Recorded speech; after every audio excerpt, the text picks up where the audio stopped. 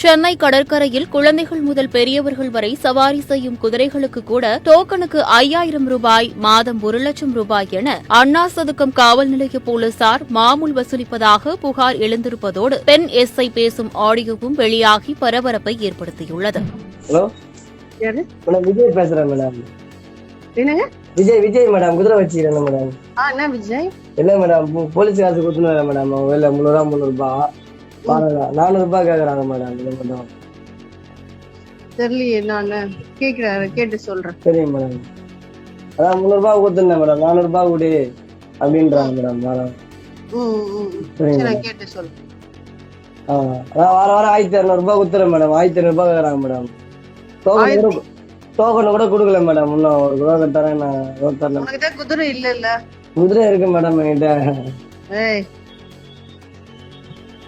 சரிதான் கேக்குறாரு. Hello hello, ஆகுறீங்க போலீஸ் காசியா? பையன்கிட்ட கொடுப்பா. சரியா கடையில 300 ரூபாய் 400 ரூபாய் எதுவும் சொல்றாங்களா? இல்லையா 400 ரூபாய் போலீஸ் காசு ஏத்துறாங்களா? அதெல்லாம் வேணாம், நீ போ. சரியா அதெல்லாம் வேணாம், நாங்க ஆவற வியாபாரத்துக்கு. சரியா என்ன அதெல்லாம் மீட்டிங் போட்டு எல்லாமே டீட்டெயிலா பேசினா பத்தி தான் சொல்லணும். அவங்க சொல்றதுலாம் நாம கேட்கணும்னு அவசியம் கிடையாது. வேலையா கொடுனா நீ 1200 ரூபாய் கொடுத்துருப்பா. சரியா அவ்வளவுதான். 1200 ரூபாய் கொடுத்தா போதும் இல்லையா? அது போதும், நீ குடுறா. நீ சரியா.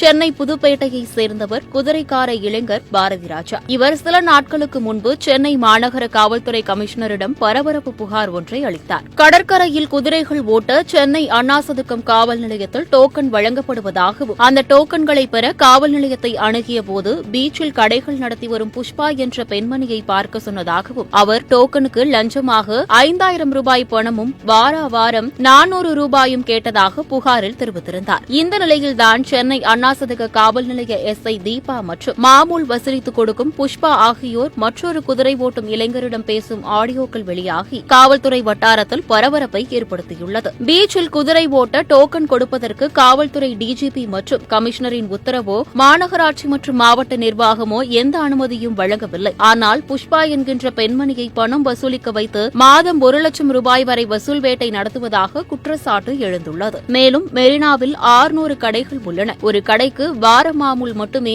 50000 ரூபாய் என மாத மாமூல் 1,20,000 ரூபாய் வசூலிக்கப்படுவதாகவும் குற்றச்சாட்டு எழுந்துள்ளது. மேலும் ஆடியோக்கள் வெளியாகி ஆதாரத்துடன் புகார் எழுந்த பிறகும் கூட இதுகுறித்து எந்த நடவடிக்கையும் இதுவரை எடுக்கப்படவில்லை என குற்றச்சாட்டு எழுந்துள்ளது.